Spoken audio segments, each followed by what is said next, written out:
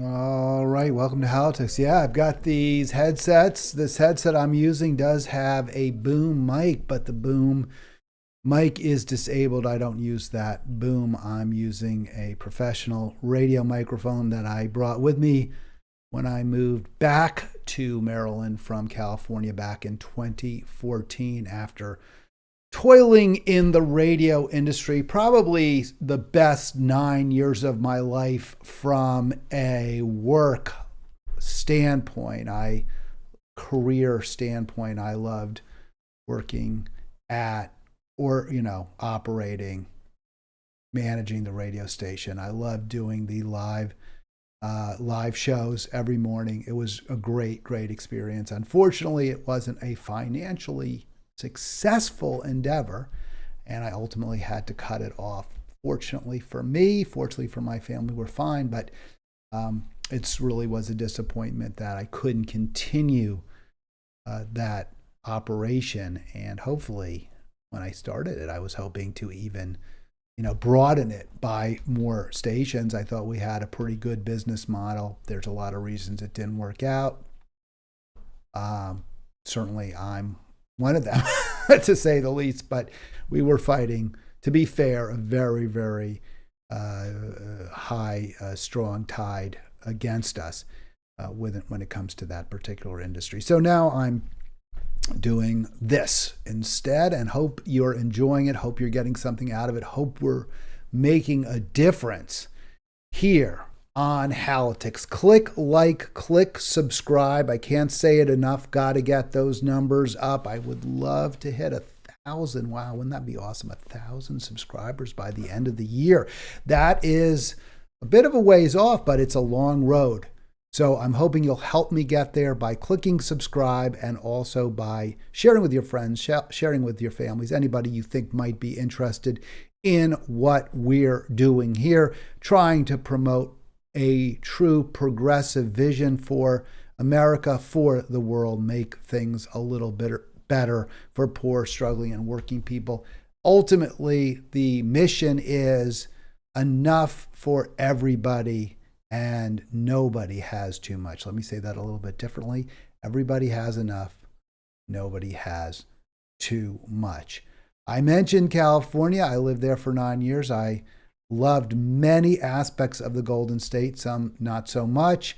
We'll talk about California today for the next hour or so, maybe a little bit less. I would love it if you join me. 240-363-7190. Always want to talk to you. That's the goal here, to have a dialogue, a conversation, to work together to come up with solutions to what appear to be often insoluble or at best very thorny, very challenging issues. California has a very severe problem with homelessness, with many more homeless folks than any other state.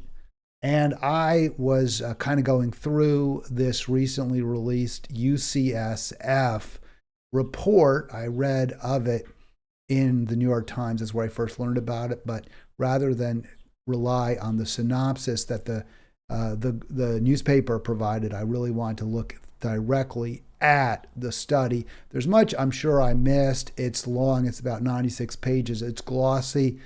They did a nice job with it, I think. It seems comprehensive, and much of it is common sense. I did learn a few things. I'm going to try to share those with you. Maybe you'll learn, maybe you won't from it.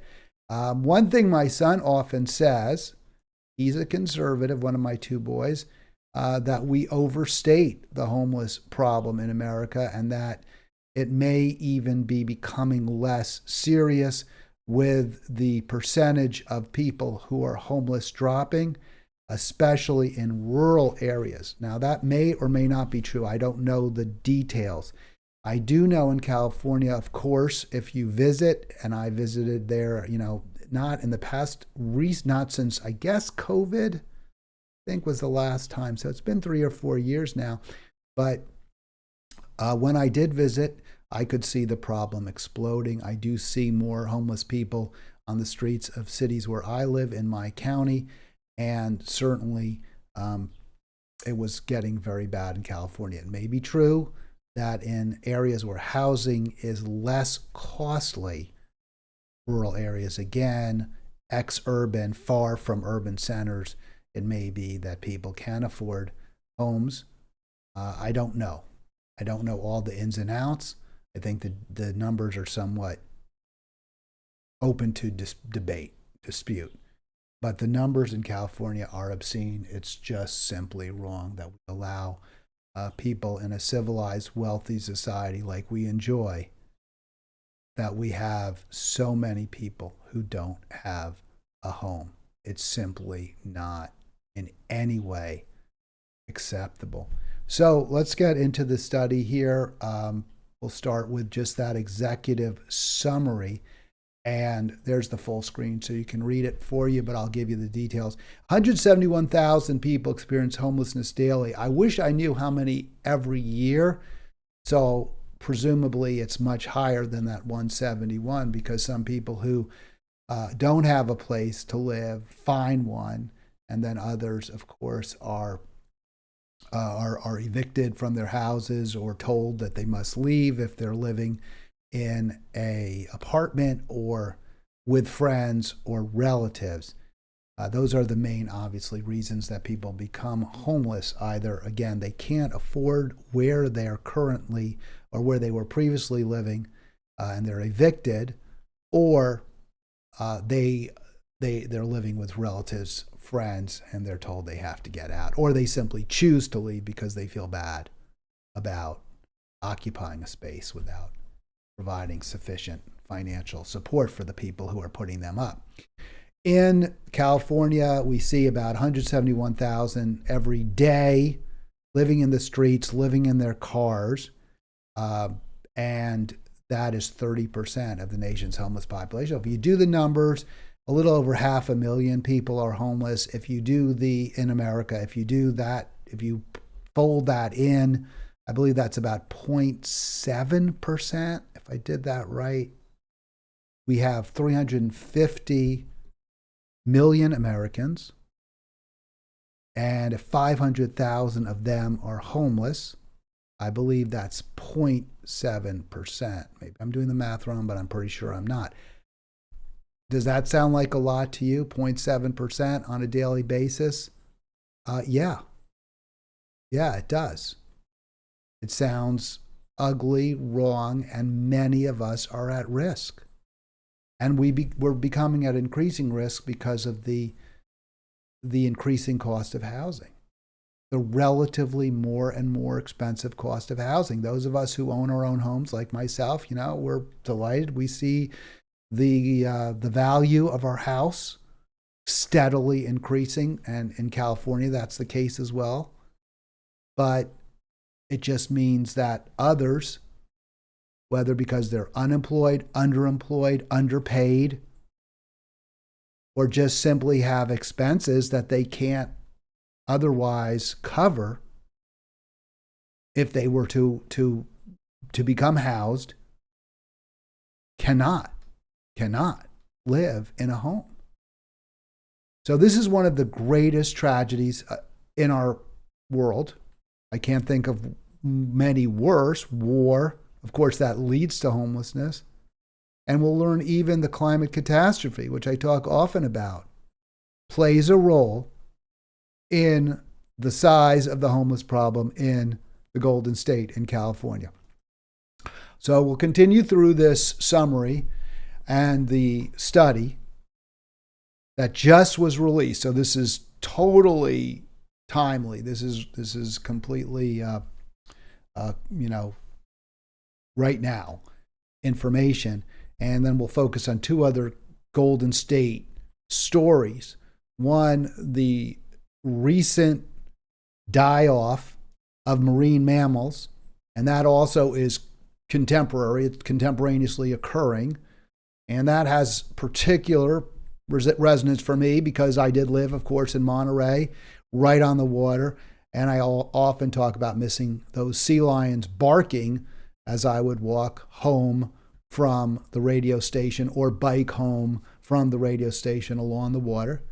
And I always enjoyed hearing the sea lions and seeing them from a distance because they were smelly. They're stinky. And when there were a lot of them, they would really smell. You'd smell all the fish. But they smell worse when they're dead.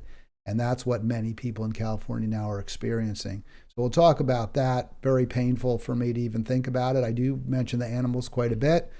And then we'll address the California U.S. Senate race involving 3 Democrats, obviously a one-party state, California. And you've got Schiff, you've got Katie Porter, and you've got Barbara Lee. I think one of those 3 is head and shoulders above the second one, who is herself head and shoulders above the third. So we'll talk about that to finish off today's program. You want to join me, 240-363-7190. Please click like, please click subscribe in the bottom right corner of your YouTube screen. By the way, we did have an audio issue yesterday. Didn't get the audio going until about 35 seconds into the program.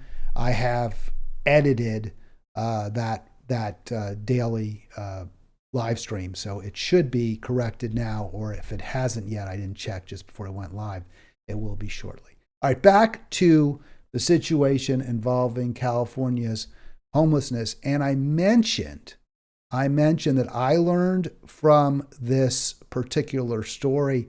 So one thing, and that's what this is about. We learn from each other and then hopefully come up with solutions. And that's what I really love. Again, I mentioned this again also, but I love doing this live stream because I learned so much, and it really keeps me current with news. It does. And I think I wanted to do California today. I was trying to come up with a theme because, well, I'd read a few stories, but also I really am interested in this race for the U.S. Senate. Adam Schiff is one of the politicians I loathe, I like the least. I was really delighted. I know I'm digressing here. Sorry, folks. I was really pleased when I watched Revolutionary Blackout. I will mention that program on occasion. And the host was saying how he finds the Squad and the Democrats in Congress, and that's a very, very progressive program. He finds them even more offensive than he does the Republicans. And that's where I am too. I may agree with their expressed positions on occasion, whereas I virtually never agree with the expressed positions of Republicans, although I do agree with them on peace in Ukraine.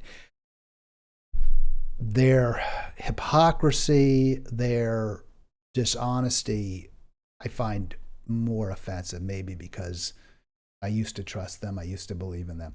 All right, what I learned. Well, first of all, I always subscribed to the notion, when I say always, I don't know, 20 years, 30 years, that one reason you saw so many homeless people in California versus other states was because of the weather, the climate. It's pleasant. It's pretty much pleasant year-round, at least on the coast. Obviously, you go inland, you go into the desert area, you go into the Central Valley, you get massive temperature swings, even sometimes within one day. You may have a 40, 50-degree swing in temperature from close to freezing to 80 degrees. So yes, or even hotter. So it is a very intemperate climate inland in California, but along the coast, at least from San Francisco to San Diego, maybe not north of San Francisco, can get pretty wet, cold, miserable along the coast. But at least from San Francisco on down, it's quite pleasant pretty much all the time. There isn't even that much rain, no snow, or virtually no snow along the coast. And so I always thought, hey, where would you rather be homeless? Lincoln, Nebraska, Long Beach, California. Well, obviously Long Beach. But it turns out that is not the source. Most people who are homeless in California are Californians. 9 out of 10 of the people who participate in that study were living in a house in California, living in a home, some type of permanent residence before they lost their housing. And 75% actually live in the same county. So what you're not even seeing is migration within California from inland areas where, again, you have very harsh climate to coastal California where it's more pleasant, or folks moving from, again, inland, more Republican districts where presumably there's less support for homeless people to more democratic, presumably progressive areas like San Jose, San Francisco, Los Angeles, where there might be more assistance. You don't even see that. And I think one of the reasons for that is because there isn't really much more assistance. It isn't really easier to live, at least from a financial standpoint. Certainly from a climactic, it is easier to live on the coast, but not necessarily from a support standpoint, and certainly not from a financial standpoint. So those who live in coastal California, who pat themselves on the back for how progressive and how enlightened they may be, or I was when I lived there, what we might be. And no, we are not friendly to homeless people. We're simply not. All right, 240-363-7190 if you want to disagree, if you want to agree, if you want to present a story. I'd love to hear from you. We used to have some folks who I believe were struggling with housing listening in Monterey and listening across the state. So if any of you are online now, please do join me, 240-363-7190 if you've got a phone and you can call in. More information about the homeless that kind of was, I would say, was it news to me? Yeah, either news or if not news, at least it confirmed what I might have suspected but didn't know. But this was a little bit, I won't say it was surprising to me, but I did want to look into these numbers a little bit. So people who are homeless tend to be a little older than average, 47. It's harder to get a job. The older you get, the harder it is to get a job. So yeah, I was very fortunate. After I left Monterey, I thought it would be impossible or virtually impossible for me to get a job. They say that the toughest group to find work are previous business owners because they don't like to take orders. And I'm sure that's true, but I was very lucky to get work with Our Revolution as a staffer, and I greatly appreciate that I had that opportunity. I'm going to throw that out there. Older folks sometimes find it harder to find work, obviously, so they are more likely to be overrepresented, but they're not going to be that much older because people die. Homeless people die at young ages. Percentage of African American homeless is significantly higher than the population at large. So if you're black, you're more likely to become homeless, much more likely. And I saw that number and I thought that seems maybe high. What's the percentage of black people as a proportion of the total population in California? 5%. So you're 5 times more likely to be homeless if you're black than if you're anybody else. And I don't know if whites are about represented consistent with their population in the state. I think about 40% of the state is white, maybe 25, 30% Latino, and very high number of Asians as well. I believe Asians are lower than the norm, right? Lower than the average, the percentage of Asians is lower than the total percentage in the state, I believe. So that's where we are right now with when you look at ethnic and racial breakdown. What I was a little surprised, maybe I didn't think it would be 5 times as high. In other words, I didn't think 5 times as many, over 5 times as many black people would be homeless as are represented in the population at large. But it's not a shock. It's not a surprise. Again, just a society that has never fully responded to and is now going in the wrong direction, the racism that has infested us for so long and is simply not addressing the massive wealth and inequality as well. So that's what we're seeing. I think if we want a better society, obviously we have to address poverty. I don't know how to get there except to just simply say we've got to address poverty. How do we do that? We're not doing it. We're simply not doing it. We're going in the wrong direction. How do we do that? And is that the factor, right? Is that because some folks are saying, well, it's not, it wasn't, or some of the people who took place in the study said it wasn't really economic. But of course it was, because they would say, well, I was living with somebody. It wasn't as though I was booted from my home by the sheriffs who, locked the door, or by the landlord who shut me out. They're saying, well, I couldn't live at home. I couldn't live with my parents anymore. I couldn't live with my sister anymore. Couldn't live with my friend anymore. But that's economic. Because if you had money, then you could have bought, presumably a very small home. If you lived in a very inexpensive part of the state, maybe you have $100,000, you can buy a house. But very few people, that's about the median wealth in America. The average family has about $100,000. Most parts of the country, that's not enough to put a down payment down on a house, or it's just barely enough, leaves you with nothing. Obviously, homeless people are going to be much poorer than that, much poorer.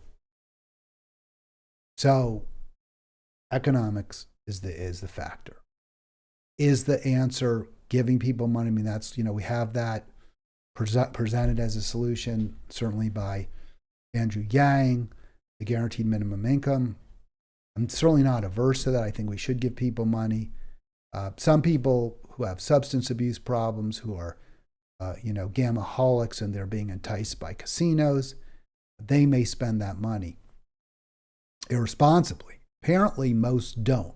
We've seen the experience in, for example, Salt Lake City, where micro apartments are small, maybe not even micro apartments, are made available to people at very low cost, and they are being snapped up by homeless people who are no longer homeless, and they're able to get jobs. They're able to build a better life for themselves. So we are certainly seeing guaranteed minimum income works. It doesn't work in every case. Obviously, it doesn't solve every problem, but it is helpful. In a state like California, and this is different than Utah, which is densely populated in many regions, that being California, and there are massive wealth and income disparities, and it's hard to build. What you find is the developers, the builders, are building homes for the billionaire and multimillionaire class. They're not building homes middle class, and certainly not working class homes or homes for struggling Californians. There's just simply no housing being built for those people. That's a huge problem. That has to be addressed. One way you address it, the best way, first way, is reduce wealth and income inequality. So everyone has enough, no one has too much. I also support government-provided housing, where the government itself is the landlord. It builds the houses, builds the apartments, it builds nice, quality, pleasant homes. And you can move in. You simply have a right to live there. That is something we have to do if we're going to be a truly civilized society. That's something we did, by the way, in the 40s, 30s, 40s, 50s. A lot of problems arose from much government housing, especially those giant blocks that were built in cities, in sort of abandoned areas without a lot of shopping nearby. They were poorly maintained. There wasn't enough staff. But I know from reading about the first government housing that sprung up after World War II, in some communities, garden apartments where there was a real pride. There was a significant staff that was funded by whatever the residents could afford, residents themselves, and also by government. Those were nice places to live. And we moved away from that kind of more neighborhood-like style of government provided housing into the blocks, the red brick kind of teeth you just see sticking up in cities like, or in areas like the Bronx, Brooklyn, Chicago, where we siloed poorer people. That was not a solution. But there is a solution that does work, and that's government-provided housing along with a lot of assistance for struggling and working people. And then when you couple that with a real jobs program and high taxes on the rich, which thereby reduces the incentive of builders to build for them because they don't have as much money and there aren't as many super wealthy people because most of their wealth has been taxed away, we would be able to solve this problem. Hopefully we will. I'm not optimistic. All right, so I mentioned and one of the other reasons for doing this program, because I think a lot of what I'm saying is it's not rocket science. But I'm taking this, of course, from the UCSF report, is I think there's a tendency we all have, and I include myself in this. There's a tendency we all have to kind of blame people for their misfortune. We want to think it couldn't happen to us. So if somebody is homeless because they're stupid, they're lazy, they're reckless, then we can flatter ourselves that we won't fall prey to that same tragedy. But of course, many of us who are comfortable, have many of those same qualities, at least sometimes, right? I mean, all of us are sometimes not real industrious, not real hardworking. It's not like we're such ideal specimens. I certainly am not, but I've been fortunate. Many have not been as fortunate, and many really have made bad decisions. I know people who've made very poor decisions, and they're struggling as a result. But you know what? I may say, well, they blew it. It's their fault to a degree. They didn't have to be there. If they had used a little more foresight, they'd have a decent place to live. They wouldn't be struggling. But they're still human beings. They still deserve enough. And I think we can agree on what enough is. It's a place to live. It's food. It's clothing. It's some security, health. But if you are inclined, as we all are, to say, well, it's their fault, so much of this is not. So many people who are homeless because they lost a job. Their rent went up to an unaffordable rate. Their family experienced a crisis. There was a healthcare emergency that ate up all their funds.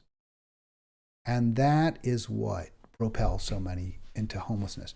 When you recognize that, when you understand that fact, you'll become, I think, if you're not already, more inclined to say we have an absolute moral duty. There's an imperative to help these people out, to guarantee them a place to live. And tragically, California, which has, much beauty, tremendous amount of wealth, has completely fallen short in this area. I mean, there's no way to justify how California has responded to the homeless crisis. It's responded by not addressing it. It's responded by taking virtually no proactive means to greatly impact on this and reduce it. And in fact, we know that because we can see how much higher the rate is in California than anywhere else. And if you say to me, well, again, and I would have said, well, California's not perfect for sure, but a big part of the problem is we get homeless people from elsewhere. Because again, it's so nice, it's so beautiful here, it's such a pleasant climate. So people want to live here, and especially if they're homeless, they get to hang out by the beach, they can build a fire out there, there's more places. No, That's just not the case. That's just not what's going on here. Another factor, and this does impact significantly, of course, in California. Talk a lot about the climate catastrophe, the human-caused climate cataclysm, causing the sixth great extinction. By the way, sorry if you hear my son yelling in the background. This is causing homelessness in California, and probably more than elsewhere because of the fires. So a small percentage, 1%, what do we say? There's about 112, it's 171,000, right? 171,000 homeless people in California in any day. 1% of those, so that's 1,700. Close to 2,000 people who don't have a home in California right now. Explain that by relating it to wildfires and other climate. Now, if it was Florida, if it was New Orleans, if it was the East Coast, you would say it was hurricanes. In California, it's wildfires. As one said, I was staying with my sister and my niece, and their house went up in flames. Interestingly, and I bring this up because I had said, we see the problem across the state. It's not just the coast. It's not just inland. But the 1% is statewide, but you're going to see more homeless people due to climate, right? Due to the fires, obviously, in areas where you have the forest fires. But those fires are everywhere in California, from the north to the south. So I'm not really clear. I guess maybe not in San Francisco. And certainly I remember driving from Monterey. My wife reminds me, we drove one time from Monterey across, Highway 1 to Carmel, and you could see the fire, the brush fire along the side of the road. Everywhere. I'm going to just digress again for a moment because I've been critical, and I posted this. I was very upset when I saw Jimmy Dore do a program where he expressed climate denialism tropes. And I don't believe in tropes, and I don't believe in any of that crap. Either what you say is true or it isn't. And, if you say that Jewish people have a, Jewish-controlled Hollywood, that's a trope, right? But it's pretty accurate. There's a tremendous number of Jewish people who are wealthy and have a lot of power in Hollywood. It is a trope, but it's also accurate. So if you want to bring up the specter of Jews controlling Hollywood in a conversation with me, and I'm Jewish, my response isn't going to be, you're trafficking in tropes. My response is going to be, well, so what's your point? Do you have a point? Why is that relevant? Why is the fact that a high percentage of Hollywood movers and shakers are Jewish relevant to this conversation? Maybe it is. I don't know. So Dore starts talking about how he doesn't believe the climate crisis is that serious because people like Joe Biden are approving the Mountain Valley Pipeline and the Willow Creek project in Alaska, and therefore they don't really believe it's a crisis or they wouldn't approve these projects. But who cares what they believe? It's true. I mean, it's not relevant. And in any event, I don't really get the logic. I honestly don't. They're getting rich by burning our planet up. So I don't really understand his point. But it is but then he does go to a trope. He says, and he quoted some studies that showed that because of higher concentrations of CO2 in the atmosphere, we're growing more, right? There's more vegetation on the planet. And that's supposedly a good thing. That we'll have longer growing seasons. We can grow more fruits and vegetables. So I was irritated. I read that. I heard that him say it, and I thought that's a load of crap.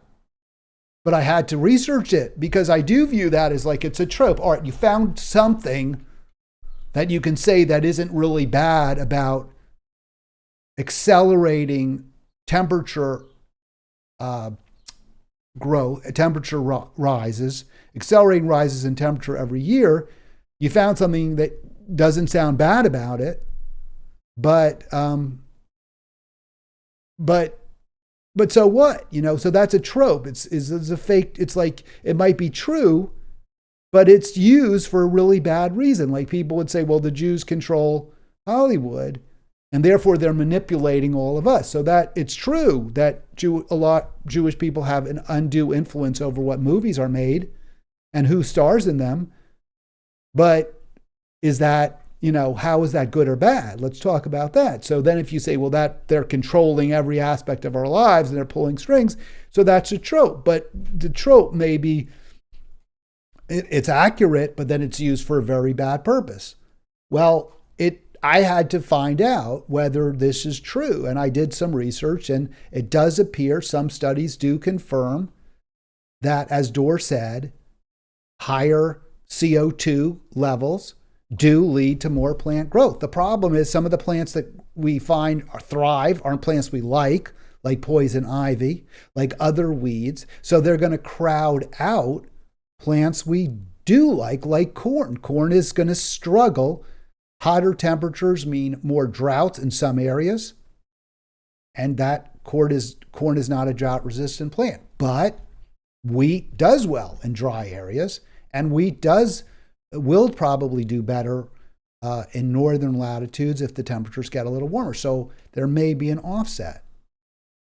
Does all this mean we shouldn't be worried about the climate catastrophe, as Dorr suggests? No, not at all. Not at all. There are so many negative impacts. Just because one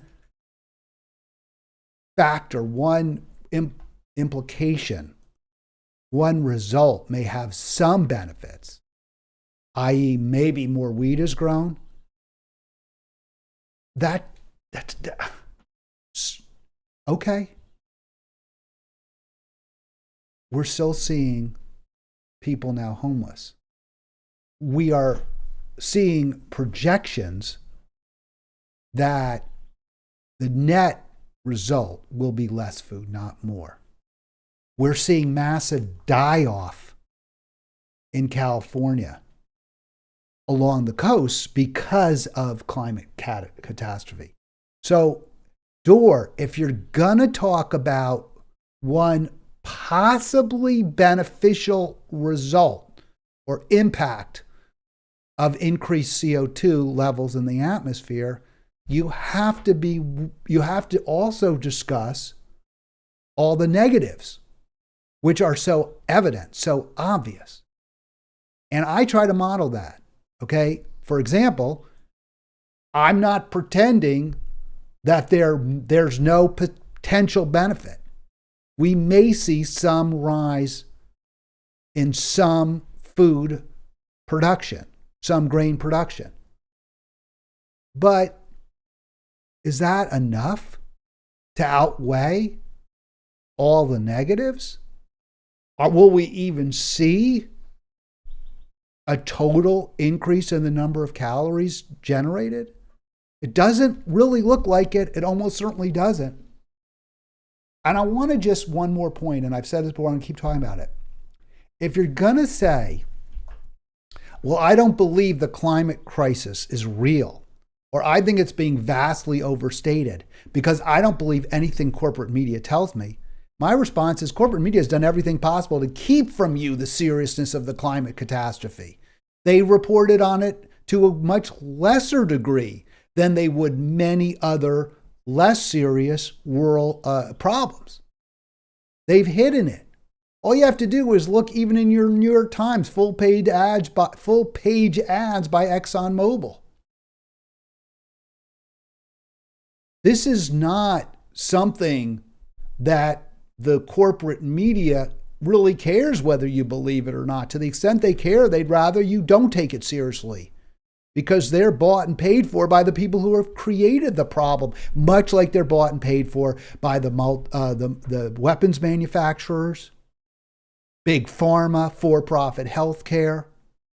So again, Pepsi Cola. Why do we have an obesity crisis in America? A significant reason is because of the influence of the fast food industry and the junk food industry. So all these really bad things that we're experiencing are a result in large part by the influence of these powerful industries, which do control media.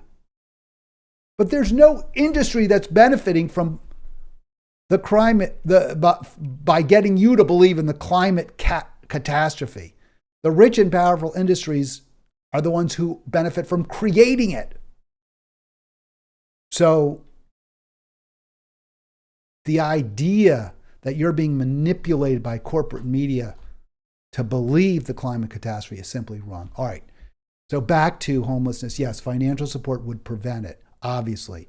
And you can give money, you can give vouchers. I don't love vouchers because they create a two-tiered system. If you go to a landlord with a housing voucher, then they know that you have a lower income. They're going to not be thrilled having you in their apartment for a variety of reasons. But if you have cash, they're happy to have you there. I think ultimately the solution has to include government-provided housing, not private housing, not for-profit housing, not landlords who are in business, but actual government-provided housing. That's the solution. All right, look, we're moving along. It's 12:45.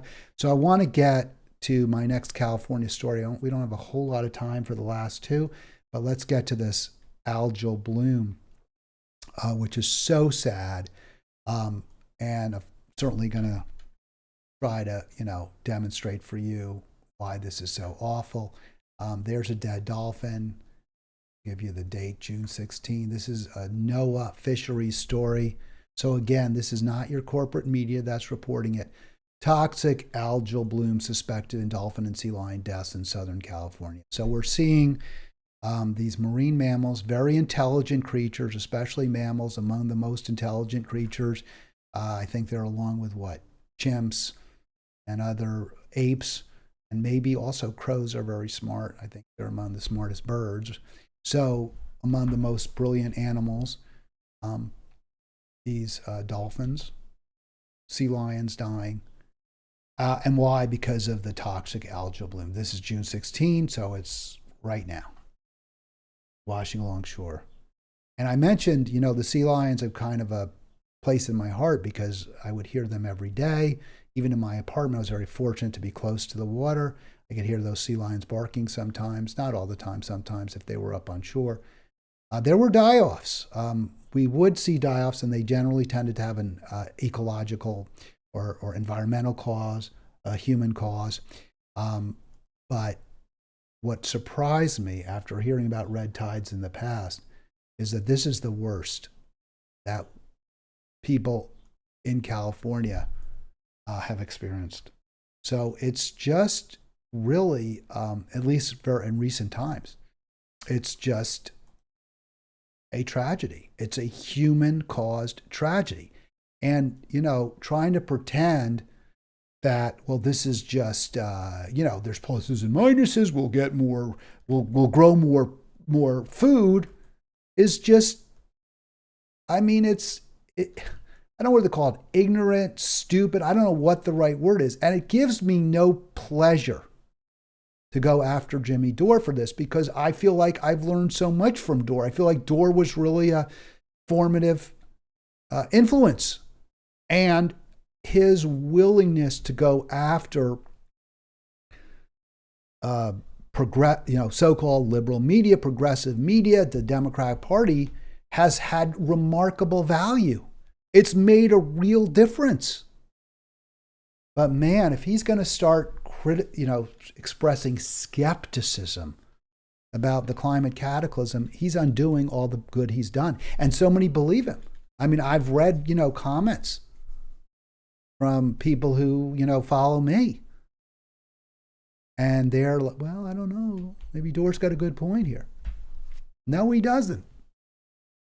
He simply doesn't. In 25 years, Michelle Berman Kowalski, founder and director of the Channel Islands, so that's Southern California, cetacean whales research unit, and she said she's never seen anything like it. 100 dolphins in 11 days, 9 dolphins a day. In peak in 2002, 21 years ago, 4 a day. And so it's awful. Many are pregnant and they're eating these anchovies. So the anchovies, which by the way are a human food source too, the anchovies have this toxicity to them because they eat the algal bloom. So this is absolutely going to hurt humans. This is absolutely going to impact on human beings.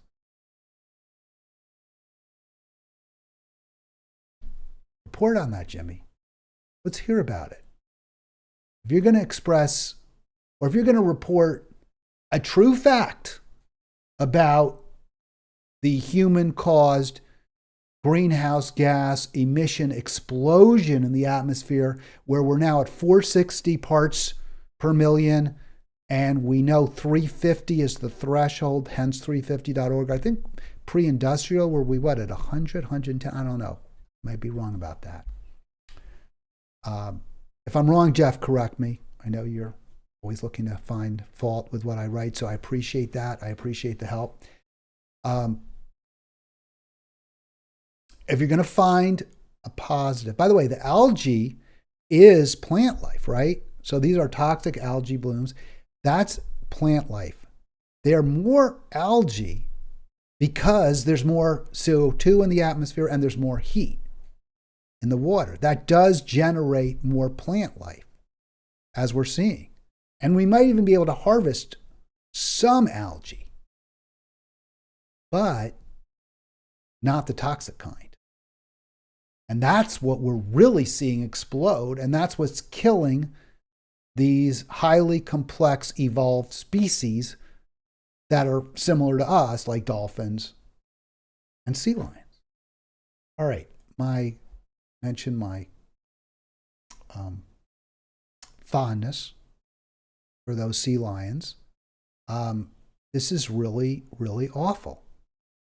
Let me get that. There we go. So here is, I mentioned the pregnant dolphins, or it was in the article.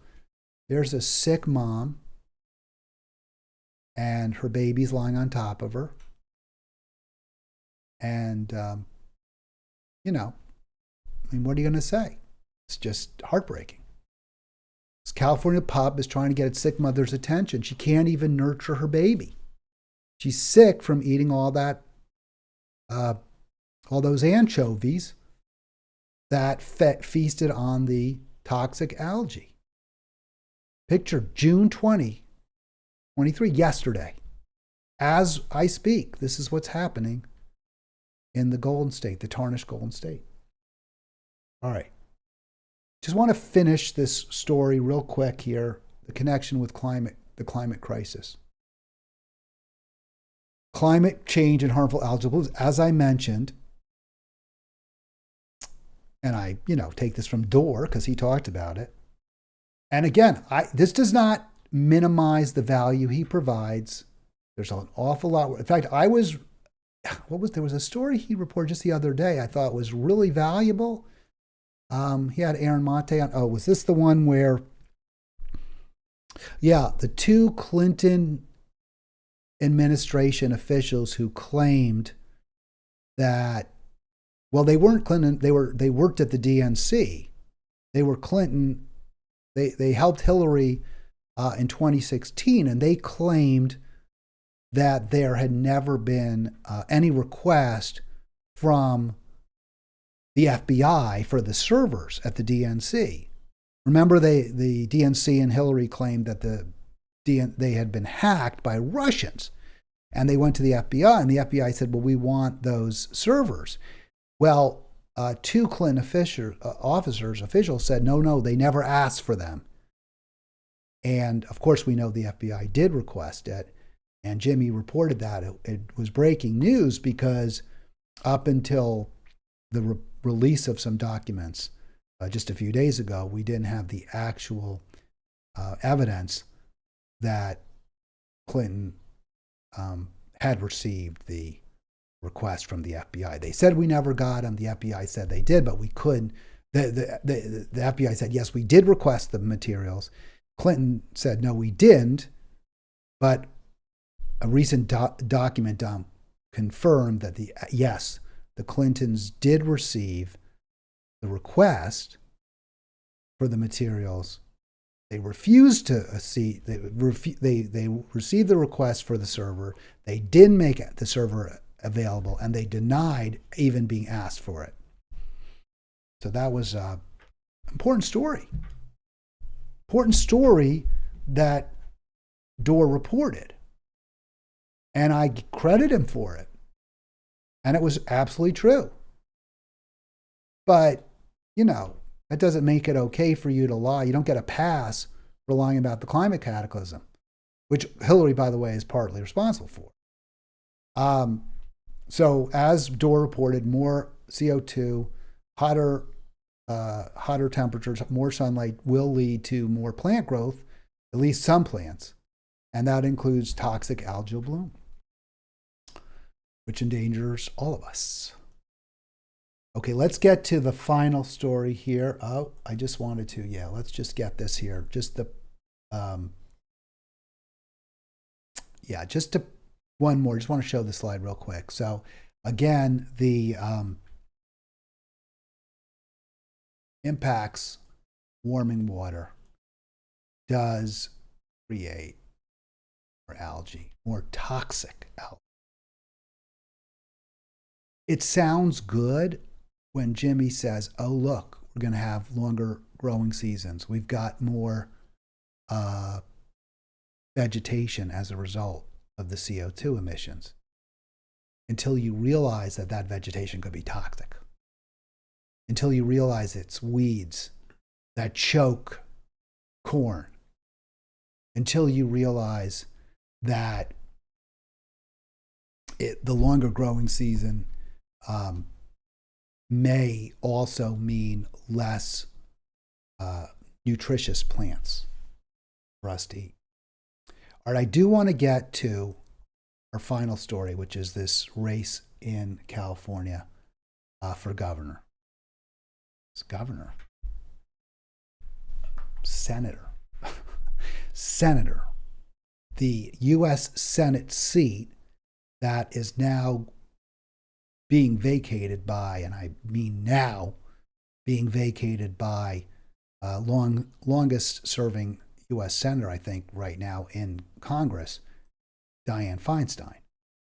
So you have three candidates running, and Adam Schiff, who has always been a prodigious fundraiser in the past, raising millions from the defense industry. Open Secrets is not reporting that of late.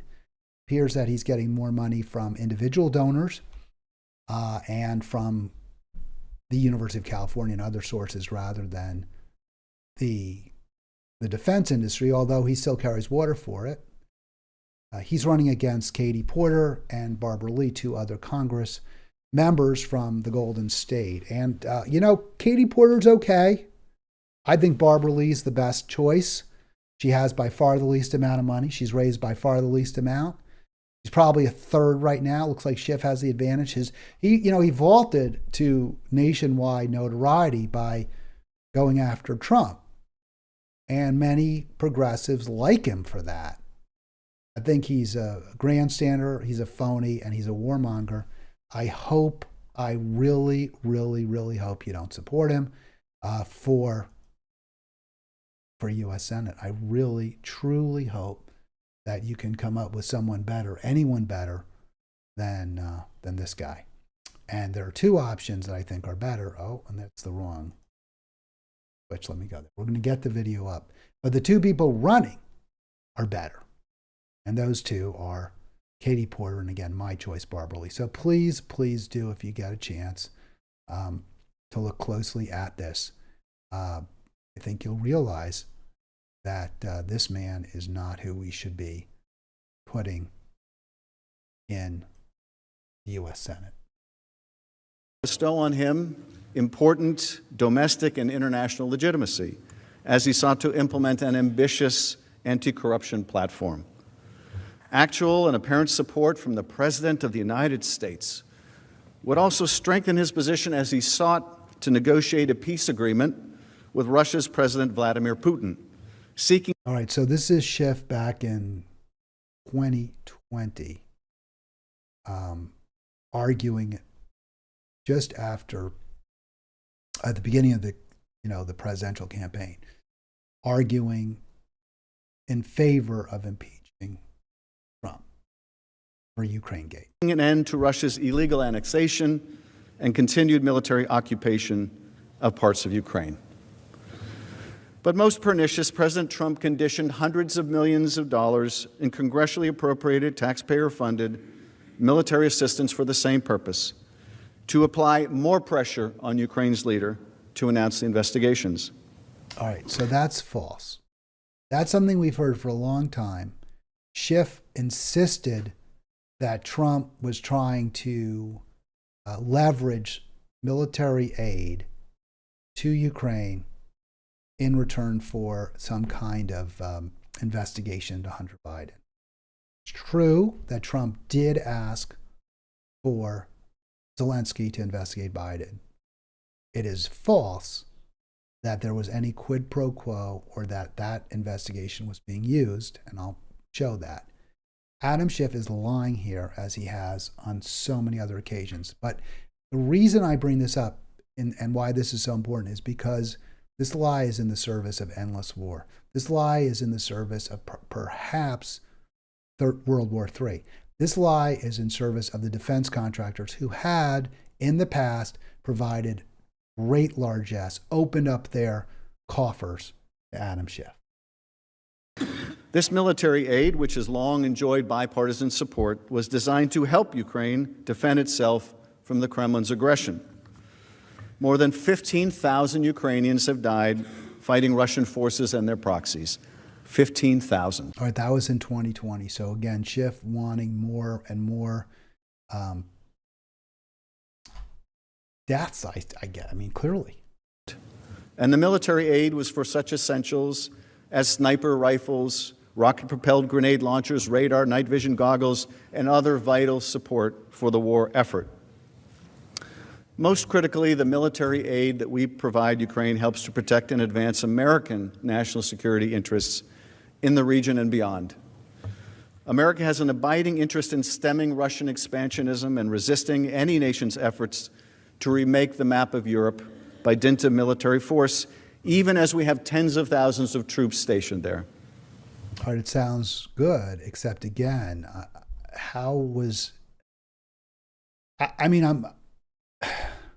the reason Russia was there in the first place is because of our involvement in Eastern Europe, totally outside of our sphere of influence.